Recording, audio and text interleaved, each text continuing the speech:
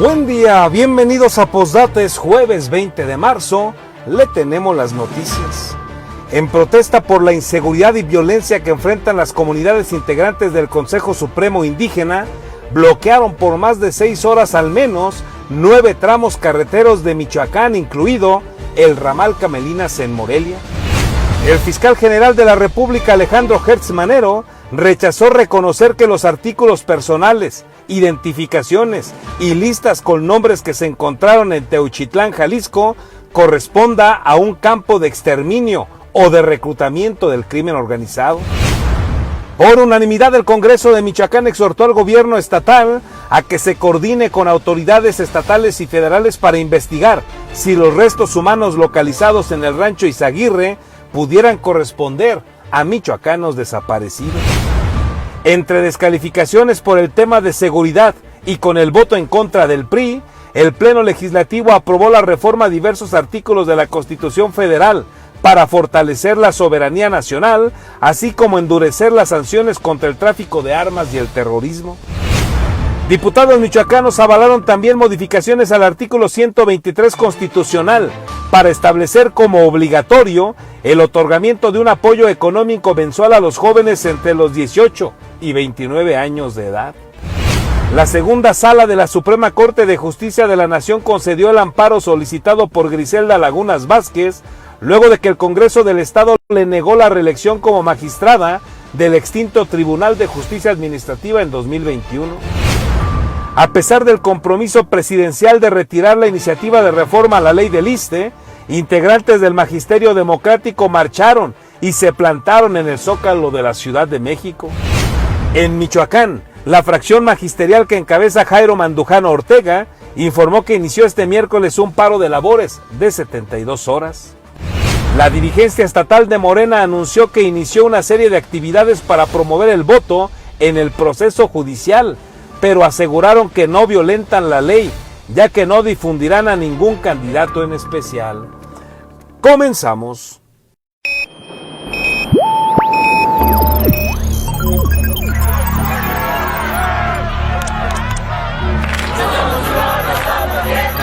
America will again. Alerta.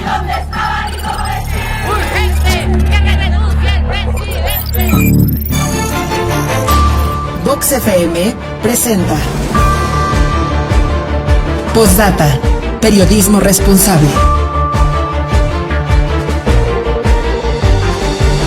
Postdata con Carlos Monge. Comenzamos.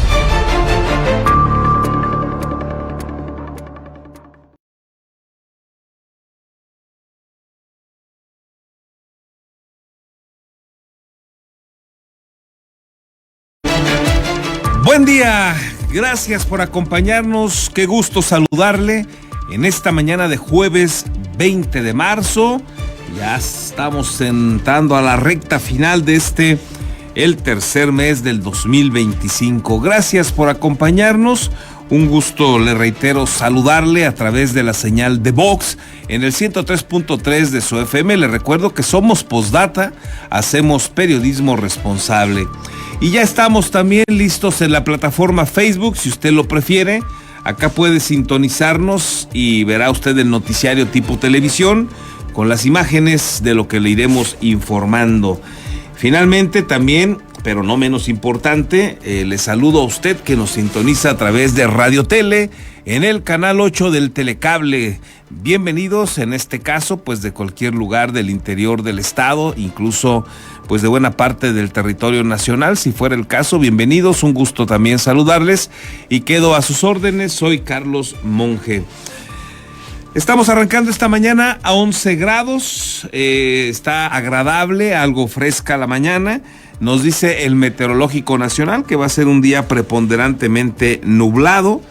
Las temperaturas que vamos a alcanzar este día van a ser de todas maneras altas, un poco menos que ayer. Se tiene proyectado que pueda ser hasta los 26 grados. Esto debido a lo nublado que va a estar el día, que va a ayudar pues a que la temperatura no sea tan intensa. Así pinta este jueves para que usted se prevenga. Y vámonos ahora sí de lleno con las noticias. Hay bastante que darle a conocer, así es que le repito, por favor quédese con nosotros y vámonos con la información. En protesta por la inseguridad y la violencia que enfrentan las comunidades en Michoacán, integrantes del Consejo Supremo Indígena bloquearon, como le adelantaba ayer, por más de 6 horas, al menos 9 tramos carreteros del estado, incluido el ramal Camelinas, que ayer, mientras estuvo bloqueado, pues el tráfico vehicular, sobre todo en la zona sur de la capital michoacana, realmente estuvo de locos. Esto fue lo que realizaron ayer estos integrantes del Consejo Supremo Indígena.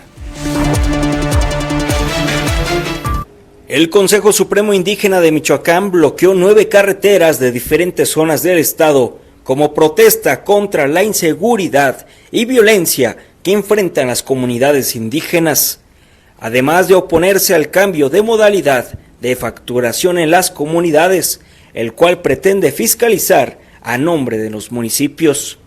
Pavel Guzmán Macario, líder de la organización indígena, exigió una respuesta gubernamental a su pliego petitorio y advirtió que estos bloqueos serán indefinidos hasta que se establezca un acercamiento formal con las autoridades estatales. Primero comentar que fue una decisión de Asamblea General de Autoridades Civiles, Comunales y Tradicionales que conforman el Consejo Supremo Indígena de Michoacán, y se dio por el contexto de inseguridad y de violencia que se está viviendo en México, en el estado y también ya en las comunidades indígenas.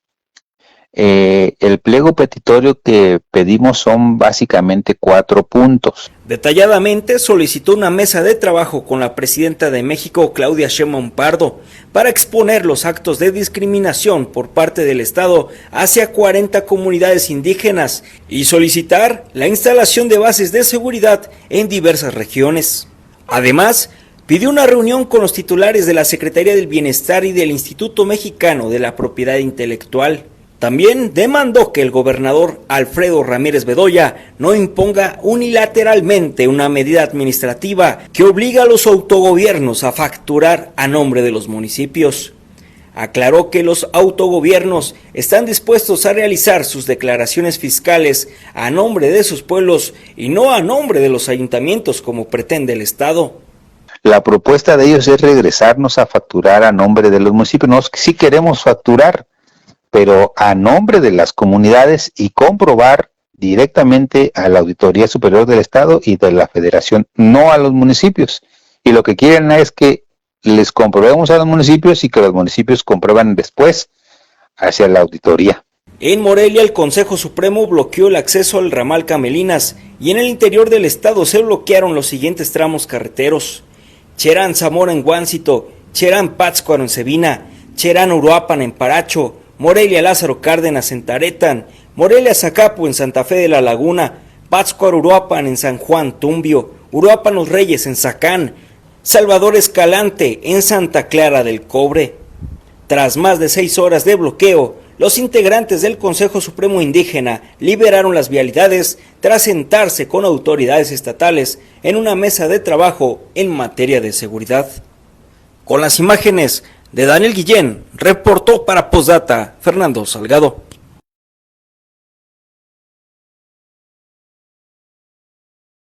Bueno, ahí tiene usted las exigencias del Consejo Supremo Indígena. En conferencia de prensa, el fiscal general de la República, Alejandro Gertz Manero, rechazó reconocer que los artículos personales, identificaciones y listas con nombres que se encontraron en Teochitlán, Jalisco, correspondan a un campo de exterminio o de reclutamiento del crimen organizado. Por el contrario, detalló una serie de omisiones y presuntas irregularidades que cometió la Fiscalía de Jalisco al señalar que no se procesaron todos los indicios que se encontraron desde noviembre del año pasado. Incluso se robaron, dijo, 3 vehículos que estaban en ese lugar. Precisó que las identificaciones que se localizaron en el lugar corresponden a delincuentes que fueron reclutados. Tampoco se le dio seguimiento cabal a las declaraciones de una de las víctimas respecto a que las prendas de vestir que ahí se encontraron eran de las personas que los delincuentes habían reclutado y adiestraban en ese sitio, y por ello dejaban sus ropas para uniformarse y equiparse de conformidad con las características tácticas de dicho cartel delictivo. Al respecto, identificaciones ahí encontradas recientemente corresponden a sicarios de carteles criminales que ya fueron detenidos en otras entidades. Prácticamente, después de las diligencias ministeriales locales, dicho inmueble quedó en estado de abandono y sin ninguna protección, a pesar de que se hallaba asegurado por el Ministerio Público local. Tampoco se identificaron de inmediato los antecedentes y la posesión y propiedad del actual inmueble. No se tomó la declaración inmediata del presidente municipal, del secretario general y de Seguridad Pública del municipio de Teuchitlán respecto a sus obligaciones de prevención del delito. No se levantaron las actuaciones testimoniales de vecinos ni de personas posiblemente vinculadas. En vista de todo lo anterior, se le ha requerido a las autoridades del Estado que con carácter de urgente hagan entrega a la Fiscalía General de la República de sus peritajes definitivos y de todas sus actuaciones vinculadas con este caso, a fin de que esta institución establezca lo procedente. De señalar que existe un campo de exterminio ahí, existe un campo de exterminio, ¿hay indicios o no? ¿O era un campo de entrenamiento? Vuelvo a repetírselo, mi obligación es recibir todas estas pruebas, hacerlas públicas, por eso lo estoy haciendo, y partiendo de ese principio, establecer todas las premisas y todas las presunciones de los delitos federales que vamos a investigar. Pero eso es una cosa que, dado tan avanzado está el caso, que no va a ser ni por mucho un asunto a largo plazo, va a ser inmediato. Se confirma que sí hubo ejecuciones y este entrenamiento por parte de miembros del cártel Jalisco Nueva Generación a partir de los testimonios y lo que ustedes han localizado en estos primeros días de investigación. Todo lo que localizamos está en el documento.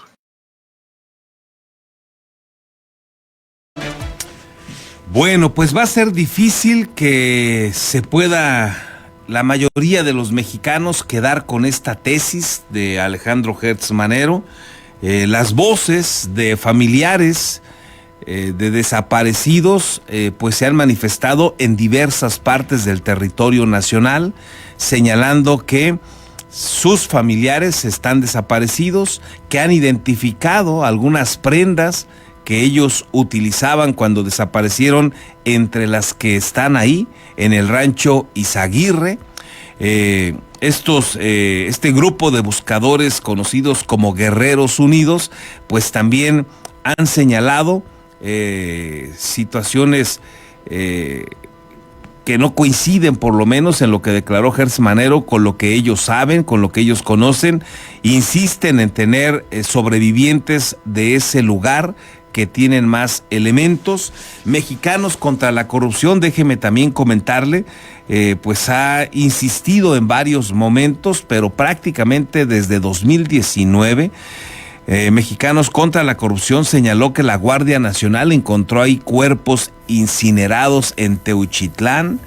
Ellos aseguran que la corrupción y la impunidad están presentes en este caso de Teuchitlán, donde el colectivo, hace rato le dije Guerreros Unidos, son Guerreros Buscadores de Jalisco, localizaron un crematorio clandestino.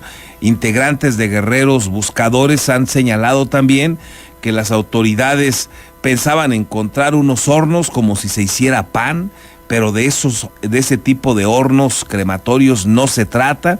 Ellos utilizan, señalan, otras formas para desaparecer en definitiva los cuerpos. Estas tesis encontradas, evidentemente opuestas, entre lo que señalan, por ejemplo, estos Guerreros Buscadores o Mexicanos contra la Corrupción, o familiares de desaparecidos que señalan que temen por la vida de sus familiares porque no los encuentran y porque la última vez que se les vio fue justamente en Jalisco, en las centrales camioneras de Guadalajara, de algunos otros lugares ahí conurbados a la capital de ese estado.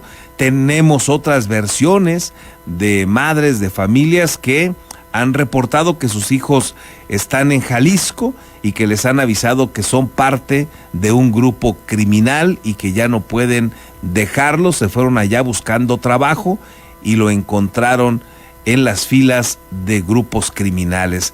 Todo esto es lo que hay en torno ahora al Rancho Izaguirre, a Teuchitlán, a Jalisco, pero dice la autoridad, como usted acaba de escuchar a Hertz Manero, pues que prácticamente no hay nada y que lo que ellos han encontrado, pues en todo caso son ropa o identificaciones o listas de nombres que pues corresponden más que a un campo de exterminio, más que a una fosa clandestina, pues a un área de reclutamiento para el crimen organizado.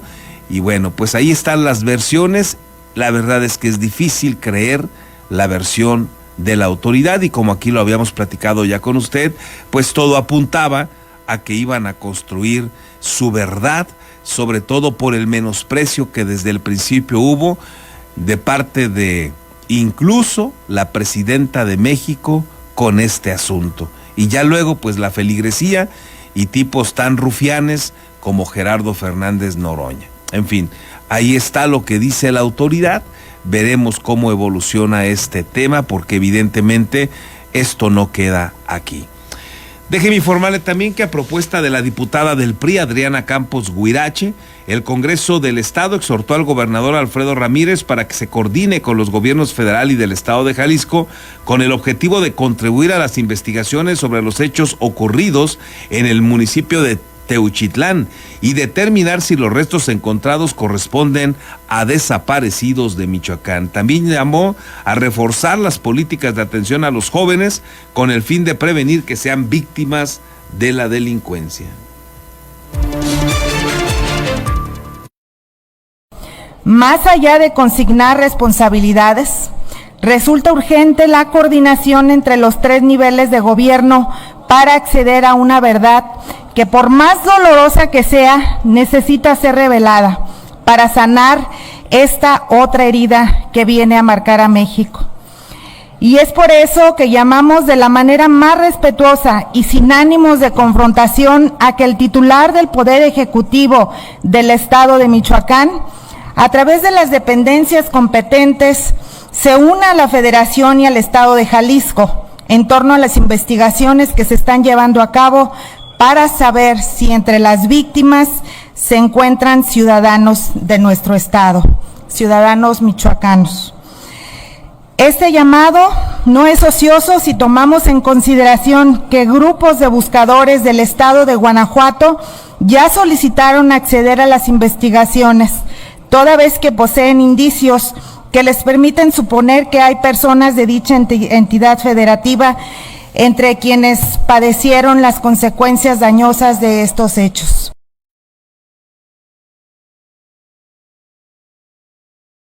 Diputadas michoacanas polemizaron también sobre el tema de inseguridad en Michoacán luego de que la coordinadora de los diputados del PAN, Teresita de Jesús Herrera, se pronunció porque se realice una investigación a fondo no solo de lo ocurrido en Jalisco, sino en los límites con Michoacán. La coordinadora parlamentaria de Morena, Fabiola Alanís, y otras integrantes de esa bancada salieron a defender a la Federación y al gobierno estatal.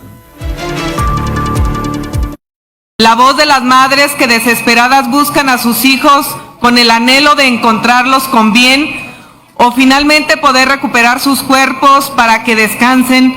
Esas voces que han sido calladas, ignoradas y a quienes les debemos mucha de la justicia que hoy vivimos. Para ella nuestra solidaridad. Según datos del Registro Nacional de Personas Desaparecidas y No Localizadas, hasta el 11 de marzo de 2025, se reportaron 123,000 personas desaparecidas en México. Además, en los primeros 100 días del gobierno actual, se registraron en promedio 40 desapariciones diarias, lo que representa un aumento del 60% en comparación con el sexenio anterior. Respaldamos totalmente el posicionamiento de la presidenta Claudia Sheinbaum Pardo en materia de prevención, atención y sanción de la desaparición de personas en nuestro país. Y en esa misma ruta es necesario que en Michoacán se realicen acciones paralelas que fortalezcan la articulación con el gobierno federal y también de manera importante que las áreas ministeriales pongan atención a lo mandatado por la presidenta Claudia Sheinbaum en el sentido de no esperar 72 horas para emprender acciones legales de búsqueda cuando se haga una denuncia. Quiero dejar claro que definitivamente las cosas se están haciendo bien por parte del gobierno del Estado y lo defiendo porque defender al gobierno del Estado es defender el proyecto de nación del cual yo formo parte y represento a través del Movimiento Regeneración Nacional. Es una mentira que se diga que se usa el garrote, que se usa la violencia con rencor. No es verdad, eso dejarlo pasar así sería validar una mentira, yo no lo voy a hacer.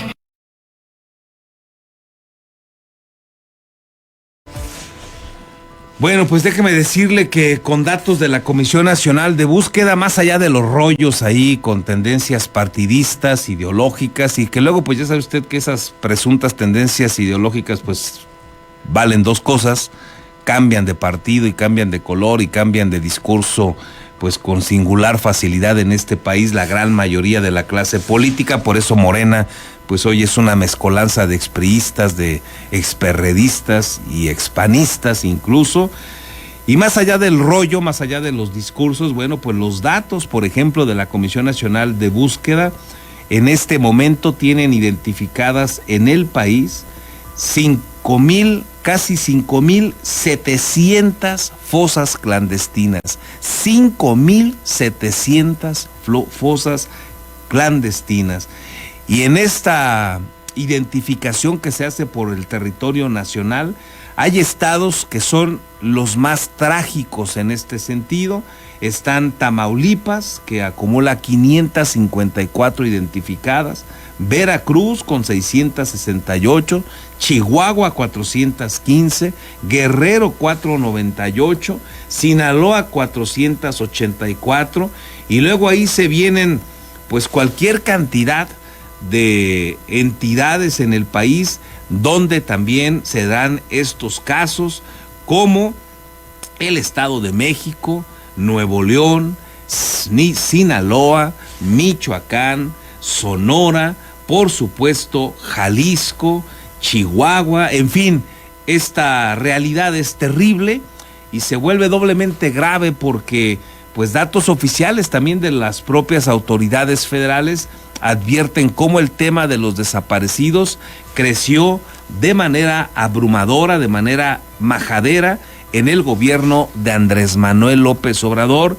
y lamentablemente no se ha detenido.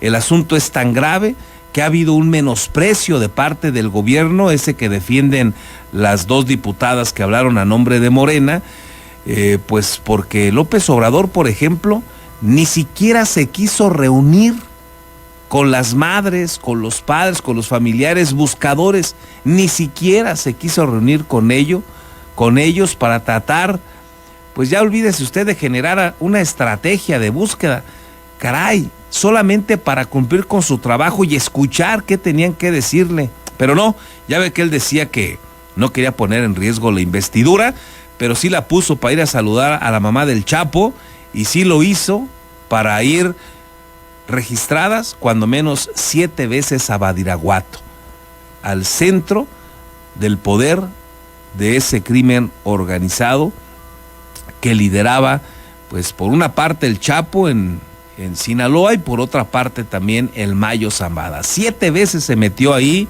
López Obrador, en algunas reportadas que evitó que entraran con él en algunos lugares los medios de comunicación, en otras veces se conoció que fue prácticamente en visitas en privado, y luego pues esta que le dio la vuelta al mundo saludando a la mamá del Chapo. Eso sí lo hacía López Obrador, ahí no ponía en riesgo la investidura presidencial, pero nunca se quiso reunir con las madres buscadoras, y sí, por el contrario, se fue con todo también en contra, por ejemplo, de las mujeres que alguna vez se manifestaron para exigir seguridad. Eso es lo que se defiende en el caso terrible que le estamos comentando. Y ahora, para colmo de males, bueno, pues Claudia Sheinbaum lamentablemente va por la misma, y le duele más que le critiquen a López Obrador, le duele más escuchar o leer que le llaman narcopresidente a López Obrador, a su jefe, a su gurú, que la realidad que en este momento duele en todo el territorio nacional, porque el crecimiento en el número de desaparecidos es brutal. Y ella sale, la presidenta, con su equipo de seguridad a presumir que según ellos viene una disminución en el número de homicidios dolosos, sí, y sí se ve ahí una ligera disminución, nada más que puede tratarse solamente de una situación del cómo están registrando, en qué categorías registran a las personas que no están por ninguna parte. Y hay quienes han hecho evaluaciones interesantes donde nos señalan que, si bien es cierto que bajó el número de homicidios dolosos, pues es porque a muchos que podrían estar ya muertos y a lo mejor ya hasta identificados como muertos, los tienen todavía en la categoría de desaparecidos. Y por eso hoy la categoría de desaparecidos trae un crecimiento arriba del 100% en el gobierno de López Obrador, o del 2018 a la fecha, comparado con el pasado. Esa es la realidad de México. Pero bueno, más allá de los rollos, más allá de los discursos con presunta tesis o con presunto matiz ideológico, pues están los hechos. Y los hechos, como usted escucha, pues son brutales. Y mire, entre descalificaciones por el tema de la seguridad y con el voto en contra del PRI, el Pleno Legislativo aprobó la reforma a diversos artículos de la Constitución Federal para fortalecer la soberanía nacional, así como endurecer las sanciones contra el tráfico de armas y el terrorismo. Con el voto en contra de la bancada del PRI, el Congreso de Michoacán aprobó la modificación a la Constitución Federal propuesta por la Presidencia de México para fortalecer la soberanía nacional y endurecer las sanciones en los delitos de tráfico de armas y terrorismo, tanto para nacionales como extranjeros, tras la llegada de Donald Trump a la presidencia de los Estados Unidos de Norteamérica. En el documento se establece que el pueblo de México bajo ninguna circunstancia aceptará intervenciones, intromisiones o cualquier acto desde el extranjero, además de que se impondrá prisión preventiva y la sanción más severa posible a cualquier nacional o extranjero involucrado en el tráfico de armas. El primero en abordar la tribuna fue el coordinador parlamentario del PRI, Guillermo Valencia Reyes, quien denunció que esta iniciativa solo busca desviar la atención de los verdaderos problemas que tiene México, que son las ejecuciones, los desaparecidos y los centros de exterminio.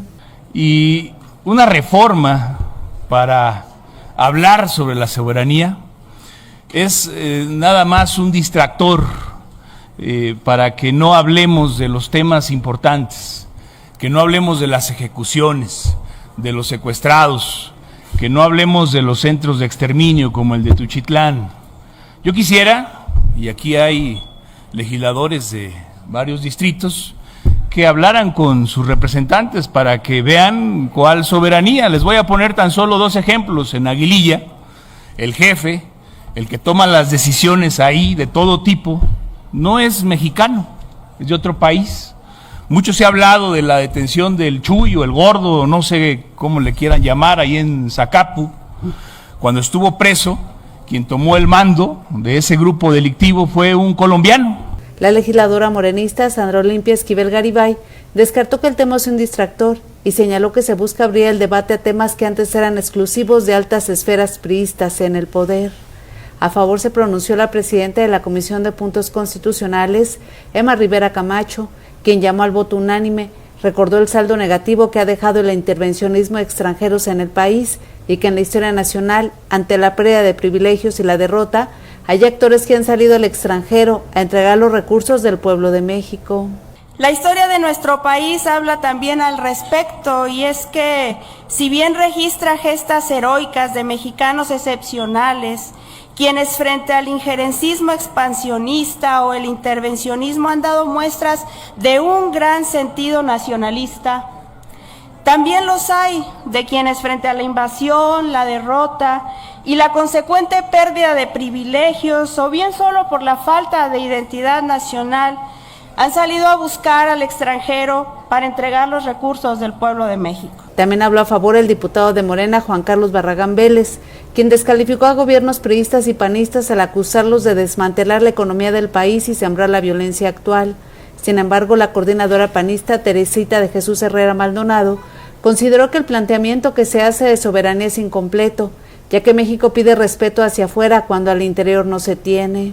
Defender la soberanía implica no evadir los hechos, no decir que son presunciones, que solamente son zapatos y ropa amontonada, que todo es un complot, que todos son unos carroñeros y enemigos de la nación. Defender la soberanía conlleva incluso el no estar de acuerdo con el gobierno en turno, porque la soberanía defiende la libertad, por mucho que duela escuchar esto. Así es que cuando hablemos de soberanía y pidamos respeto a la misma, pensemos en cuál nos estamos refiriendo y si se está cumpliendo. En respuesta, la morenista Juliana Bugarini Torres afirmó que Andrés Manuel López Obrador y Claudia Sheinbaum Pardo llegaron a apagar la violencia del país. Descartó que los gobiernos de Morena no enfrenten los problemas y aseguró que no evaden las responsabilidades. En respuesta a los señalamientos, Valencia Reyes acusó que narcoterroristas han tomado el control de las instituciones. Y es 1000 veces mejor, sin justificar lo hecho cuando yo era un niño, sin justificar las acciones que pudieron haber emprendido autoridades de mi partido, es mejor la privatización que la narquitización. Lo digo porque hoy son los narcos terroristas, los que están tomando el control de las instituciones. Es cuanto. Luego de que el voto del Congreso de Michoacán ya no fue considerado para la aprobación de la reforma federal que fue declarada constitucional por la Cámara Federal de Diputados este miércoles, la presidenta de la Comisión de Puntos Constitucionales explicó en entrevista casi una semana que estaba listo el dictamen, pero esperaba la programación. Tras la discusión, la reforma se avaló con 2 votos en contra del PRI y a favor de 25 del PAN, PRD, PT, Verde Ecologista, Movimiento Ciudadano, la representación parlamentaria y los diputados sin partido. Con la edición de Víctor Jaramillo, reportó para Postdata, Verónica García. Sin que su voto contara para la declaratoria de validez federal, el Congreso de Michoacán avaló también la reforma a la Constitución Política Federal para establecer en el artículo 123 la obligación del Estado mexicano de otorgar un apoyo económico mensual equivalente al menos a un salario mínimo vigente a los jóvenes entre 18 y 29 años de edad que no tengan trabajo y tampoco cursen algún nivel educativo. La minuta que avaló el Pleno Legislativo establece que los recursos servirán a este sector de la población a fin de que se capaciten para el trabajo por hasta 12 meses en negocios, empresas, talleres, tiendas y otras unidades económicas. Sin embargo, el voto de los michoacanos no contó para la declaratoria de validez de la reforma que la mañana de este mismo miércoles de ayer fue avalada ya en el Senado de la República. Ya fue pues de mero trámite en Michoacán. Falta dar una verdadera solución ante la problemática estructural que el Estado mexicano ha sido incapaz de resolver, la falta de empleo, educación y servicios de calidad para nuestros jóvenes. Si no les brindamos esas oportunidades, estarán a merced de los peligros que los acechan. El crimen organizado se aprovecha de la desesperación y de la falta de oportunidades en los jóvenes. No podemos permitir que el abandono del Estado sea el factor que determine el destino de nuestra juventud. No solo se ha mejorado la economía de las familias y de los jóvenes que reciben este apoyo, sino que además el mismo ha servido para impulsar la pacificación y la reconstrucción del tejido social. Pero quiero decirles, hay una profunda diferencia con respecto a los programas sociales de la era neoliberal. En la época de la Cuarta Transformación, no solo estamos generando programas sociales y beneficiarios, se están generando derechos constitucionales y en consecuencia se está empoderando a los ciudadanos, entre ellos a las jóvenes y a los jóvenes. En otros asuntos, a pesar del compromiso presidencial de retirar la iniciativa de reforma a la ley del ISSSTE, integrantes del Magisterio Democrático marcharon y se plantaron también en el Zócalo de la Ciudad de México. Hoy continuamos en el... Integrantes de la Coordinadora Nacional de los Trabajadores de la Educación de todas las secciones magisteriales en el país se plantaron en el Zócalo de la Ciudad de México como parte de un paro de 72 horas, ahora para presionar al gobierno federal y exigir el cumplimiento de un nuevo pliego petitorio. Desde el plantón, Eva Hinojosa Tera, reconocida por la CENTE como la secretaria general de la sección 18, señaló que este movimiento ahora busca la eliminación de la ley del ISSSTE del 2007, el retorno al sistema solidario colectivo sin UMAS ni AFORES. Explicó que también se busca la abrogación de la ley de la unidad del sistema para la carrera de las maestras y los maestros y que no permite el desarrollo profesional de los trabajadores de la educación, así como una jubilación a una edad digna. Vamos aquí al Zócalo capitalino para poder prácticamente pues exigir al gobierno del Estado mexicano pues la abrogación total de la reforma de la ley del ISSSTE 2007 y por supuesto la cancelación, el retiro de la ley de iniciativa que mandó la Ejecutiva Federal al Congreso de la Unión 2025. Y en ese sentido pues estamos exigiendo esta parte que no resuelve de fondo prácticamente pues estas laceraciones que tienen todos los trabajadores del Estado. La representante de la CENTE en Michoacán señaló que el retiro de la reforma de la ley del ISSSTE por la presidenta Claudia Sheinbaum Pardo fue más una estrategia política para desactivar las protestas. Representa más que nada para nosotros una estrategia política para desmovilizar. En ese sentido, creer que esta ley que manda, ya con quitarla nos va a detener, ¿no? A nosotros nos representa más que nada que no la resolución de fondo. La líder magisterial informó que en estos 3 días el Comité Nacional de Trabajadores de la Educación espera una nueva reunión con la Ejecutiva Federal para así definir el rumbo de las protestas. Con la edición de Víctor Jaramillo, reportó para Postdata Fernando Salgado.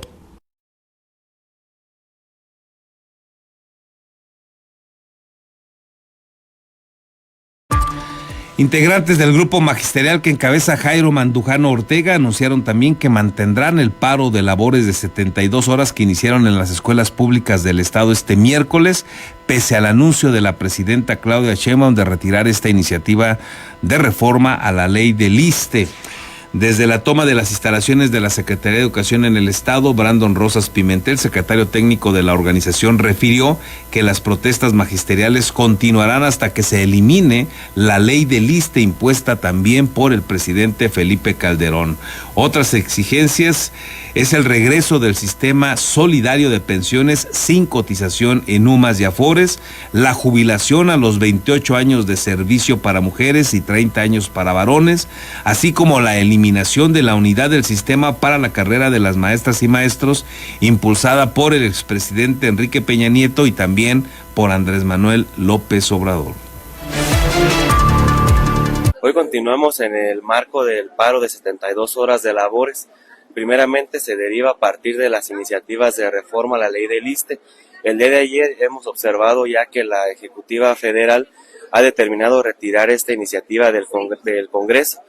Aún así, hemos dicho firmemente que no se contempla todavía las demandas que exige el magisterio, no solamente en Michoacán, sino en todo el país y quienes cotizan al ISSSTE.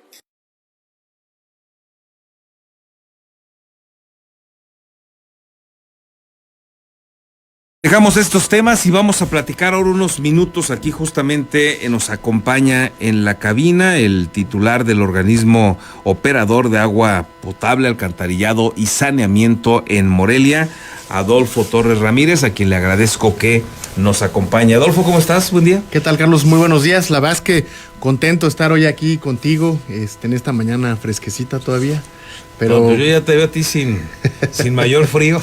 Pues andamos trabajando desde temprano aquí por la ciudad, buscando dar resultados. Muy bien.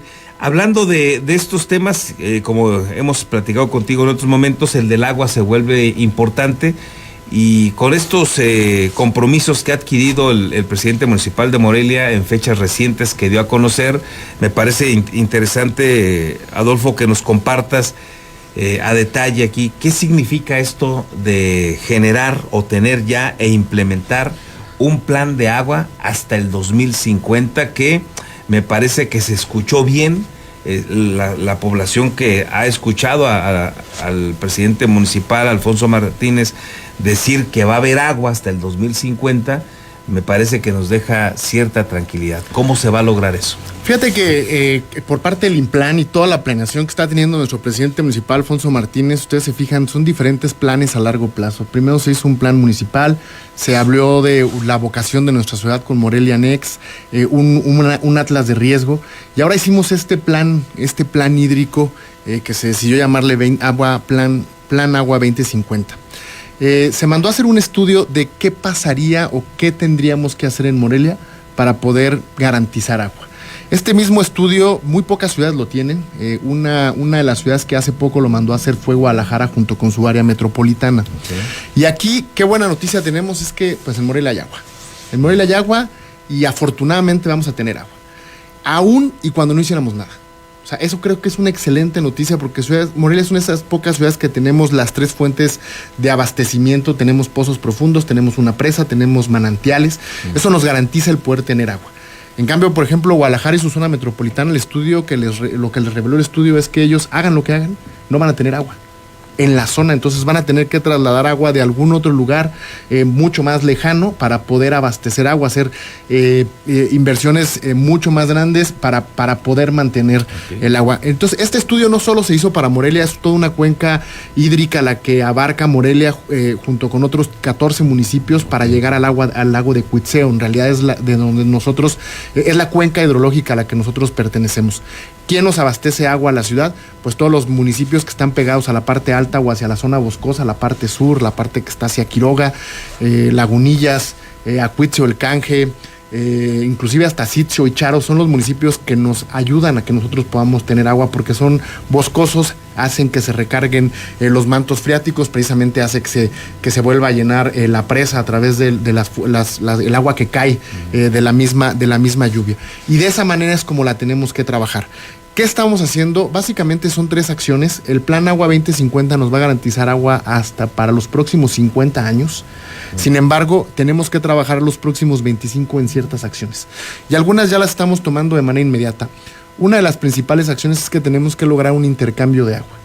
¿Y qué significa un intercambio de agua? Tenemos que hacer que el agua que se puede volver potable para nuestra ciudad, la hagamos potable. Y que esa agua que podría volverse potable no se use en otras acciones como el uso agrícola o el uso industrial. Básicamente estamos haciendo 2 acciones muy importantes. Estamos tratando el agua, que tenemos una planta tratadora en Itzícuaro, estamos tratándola con un proceso extra, y para junio de este año vamos a lograr que 100 litros por segundo que está usando ahorita la papelera deje de usarlos y tomarlos del manantial para que los empiece a usar con agua tratada. Okay. Y a finales de año vamos a estar haciendo que 250 litros deje de usarlo y use agua tratada. Esto es una cantidad impresionante, más o menos significa el promedio como de 30 pozos que están en el norte de nuestra ciudad. Vamos a poder recuperar esa agua, la vamos a poder potabilizar y la vamos a inyectar a nuestra red hidráulica a través de este acuaférico que tanto se ha mencionado. Es justamente este tubo que le está dando la vuelta a la ciudad para que podamos llevar el agua hacia el norte, hacia el sur, aprovechar las pendientes y la gravedad que tiene nuestra ciudad. Y otro intercambio muy importante que estamos trabajando es con los módulos de riego que están de Charo hasta Cuitzeo. Son 1,500 hectáreas las que se están regando en toda esa zona para hacer generalmente cultivo de forraje para uso ganadero. El 70% de la presa tiene una finalidad para uso agrícola y el 30% solamente es para uso urbano, que es el que nosotros usamos en la ciudad. ¿Qué estamos haciendo? 800 litros por segundo, entre 800 y 900 litros por segundo que estamos tratando actualmente en la planta Tapaneo, se les va a entregar a estos módulos de riego para que usen agua tratada, agua que va con mucho mejor calidad que la que va en el Río Grande, agua que va a ayudar para que se puedan tener otro tipo de cultivos ya para uso humano, van a poder sembrar prácticamente cualquier tipo de cultivo que no tenga contacto directo con la tierra. O sea, esto incluye inclusive arándanos, van a poder tecnificar mucho su campo y a cambio, pues como van a tener esta agua de mejor calidad, la van a poder usar de manera más eficiente. La intención es que haya un intercambio para que nosotros podamos usar más agua en la presa. Okay. Podamos ampliar la planta potabilizadora que se tiene actualmente y esto nos permita poder una recuperación al menos de otros 300 litros por segundo para la ciudad y esto pues nos esté garantizando agua para mucho tiempo, que podamos apagar pozos. Eso sería muy importante, que dejemos que se descanse el manto freático. Esa es una de las principales acciones que estamos haciendo. Otra gran acción que estamos haciendo, y por eso es que es a 25 años, estamos modernizando la red. Estamos ahorita actuando en las colonias en donde más problemática de fugas tenemos. Sabemos que nuestra red tiene un gran atraso, no es de unos pocos años. Estamos trabajando en recuperar esta red. Este trabajo nos llevará varios años, no se podrá hacer una sola administración, pero estamos dejando las bases para que se continúe. Y por último, siempre cuando llueve pues caen arroyitos que se hacen con la lluvia. Bueno, en estos arroyos se harán a lo largo de todos los cerros que están alrededor de nuestra ciudad, serán algunos pequeñas represas que se hacen simplemente con piedras, no son grandes presas, sino simplemente son pequeñas represas para poder detener un poco de agua y esto permita la captación y recuperación de nuestros mantos freáticos. Son 3 grandes acciones que nos llevan a tiempo, algunas son a corto plazo como este intercambio de agua, otros requieren inversiones importantes. Estamos trabajando y gestionando el recurso y esperando que aunque en el gobierno federal ahorita Morelia no está como parte del plan hídrico, pues el presidente municipal Alfonso Martínez está haciendo todas las gestiones para que pueda ser incluido esta gran idea, porque además este intercambio nos va a permitir tener más agua en Morelia, pero también nos va a ayudar a poder recuperar inclusive el lago de Cuitzeo. Es un plan integral el que se está presentando y es en el que estamos trabajando con nuestro presidente municipal Alfonso Martínez, buscando dar resultados a la ciudadanía con este proyecto a largo plazo.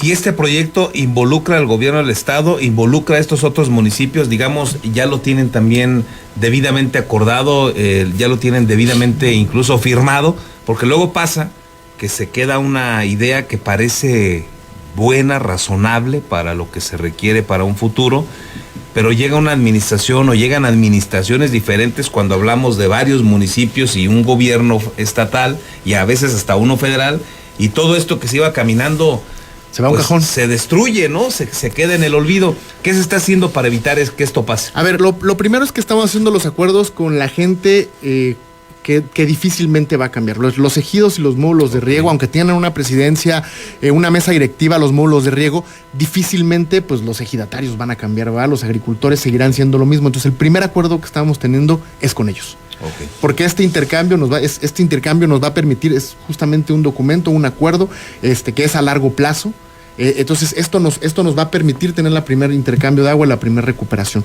El otro, que es el intercambio con la papelera, pues es un acuerdo con un particular, okay. que además hay que decirlo, es una papelera que tiene pues décadas en nuestra ciudad, que lo podemos ver, es una fuente importante de empleos, o sea, hay que aclararlo, es una fuente importante de empleos. Sin embargo, sí ha tenido una afectación al medio ambiente en esa zona y en nuestra ciudad, porque pues al final el río Grande viene desde allá. Entonces estamos teniendo este acuerdo con un particular en donde todo va marchando muy bien, y sí, ya el presidente presentó este plan a los demás municipios. Todos están interesados, todos saben de la necesidad, saben que pudiendo hacer este plan no solamente beneficia a Morelia, sino va a ayudar a beneficiar a toda la zona conurbada y a los demás municipios con la parte agrícola. Entonces estamos generando las bases para que no se vaya a un papel, y definitivamente pues necesitamos del gobierno federal para hacer las inversiones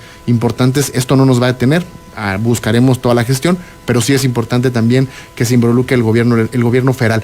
Y el gobierno del estado ya ha hecho una parte, comenzó a hacer un tubo para tecnificar estos módulos de riego. Ya están tecnificadas 1,400 hectáreas de las 14,000 que hay. Entonces digamos que ya hay un primer avance. Se necesita mucho más trabajo. El gobernador anunciaba hace unos días que una inversión de 80 millones para seguir tecnificando. La realidad es que es muy poco. Para este proyecto se necesitan cerca de 1,500 millones de pesos para poderlo hacer de manera integral. Pero bueno, todo va sumando. Todo va sumando. Hay un momento poco a en el poco que se pueda tener en un documento, digamos, de este plan hídrico, de este plan agua 2050. Lo tenemos en el Implan, en la página del Implan, cualquier persona puede entrar, ahí puede revisar. Pero ya con la firma de los implicados. Ahorita está el estudio y las acciones que se tienen que hacer y las acciones que como municipio de Morelia vamos a hacer. Okay. Y ahorita justamente estamos en estas pláticas, insisto, nosotros creemos que la parte más importante es lograr el acuerdo con los módulos de riego. Okay. Ellos están muy interesados, han estado teniendo visitas a nuestras plantas tratadoras. Creo que eso nos está ayudando a tener un gran avance. Es importante hablar con mucha claridad con los módulos de riego, tener cercanía con ellos. Hemos trabajado en esta parte, pues definitivamente para poder dar los resultados a la ciudad. Son acciones que parece que en Morelia, pues tú no puedes decir que estés hablando con otros municipios, pero son acciones que nos van a repercutir para nuestra ciudad.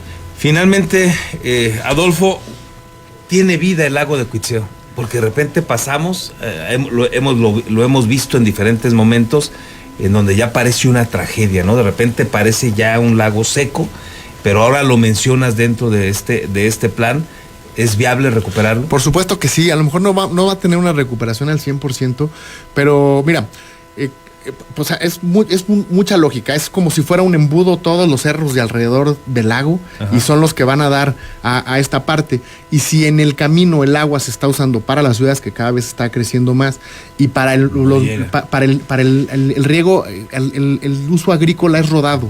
Entonces tiene muchísimo desperdicio en el camino. Al lograr esta tecnificación, al lograr que tengan una mejor calidad en el agua, vamos a poder hacer que llegue más agua al lago de Cuitzeo. Obviamente es una responsabilidad de todos. El que pueda tratarse el agua, pues depende de todos los ciudadanos, que no estemos lanzando a las alcantarillas grasas, cosas que puedan afectar en estos procesos. Obviamente la zona industrial también da una cierta afectación, pero estamos trabajando de manera integral para poder tener esta recuperación. Los módulos de riego son muy conscientes que se necesita recuperar el lago y que ellos son parte importante para que esto se logre. Adolfo, pues agradecerte por toda esta explicación. Ojalá que resulte exitosa por todos lados para darle viabilidad a nuestra Morelia y a los municipios conurbados en este tema que es fundamental para nosotros, el agua. Sí. Muchas gracias. Carlos, agradecerte a ti y hacer una invitación. El día de hoy vamos a estar con Oapas en tu calle, este programa que está teniendo cercanía con la ciudadanía, que estamos llevando resultados.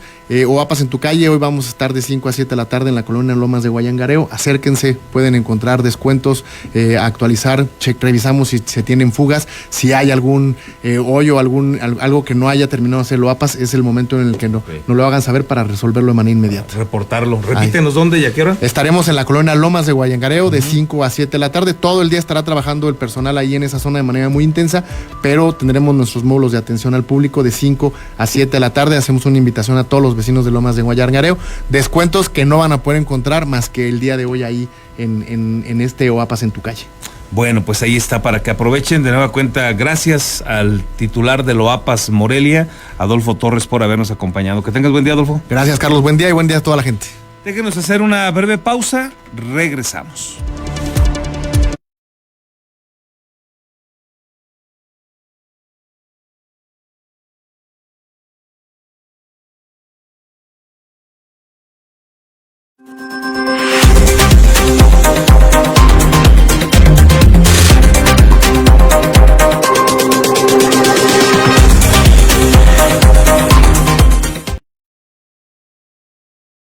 Beskid, asesoría profesional en seguros. Si necesitas proteger a tus seres más queridos, proyectar a futuro sin que nada te detenga o cuidar de tu patrimonio, estamos a tus órdenes en el número telefónico 33 34 97 96 93 o bien en el correo electrónico armando@beskid.com.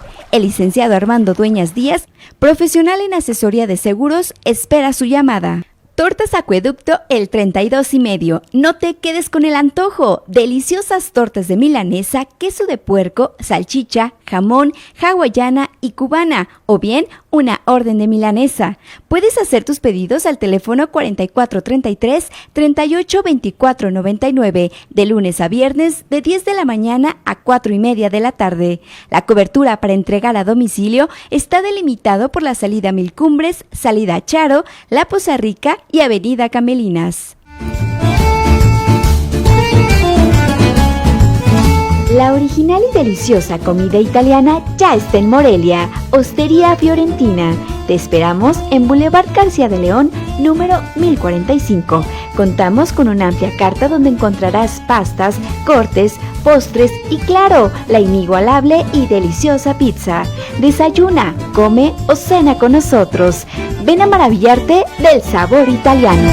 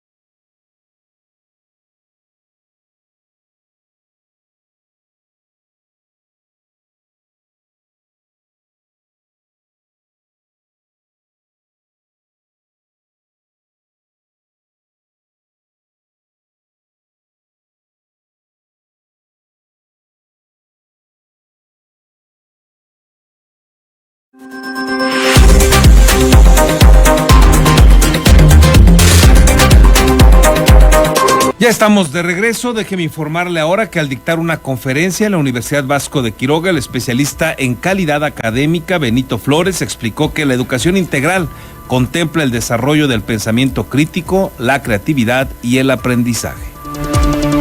Talento humano UBAC. El desarrollo del pensamiento crítico, la creatividad y el aprendizaje continuo es la educación integral, un enfoque educativo que busca enfrentar los desafíos de la vida con conocimientos, valores y habilidades, explicó Benito Flores, especialista en el área de calidad y efectividad académica.